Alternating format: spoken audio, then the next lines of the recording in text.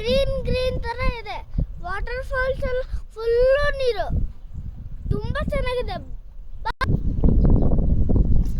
ಇಲ್ಲಿ ಮಕ್ಕಳು ಊಟನೂ ಸಿಗತ್ತಿಲ್ಲಿ.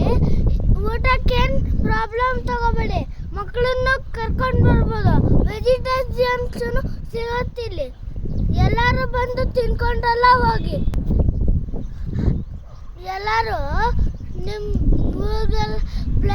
ಮೇಘಾಲಯಕ್ಕೆ ಪ್ಲ್ಯಾನ್ ಮಾಡಿ. ತುಂಬ ಚೆನ್ನಾಗಿದೆ ಮೇಘಾಲಯ.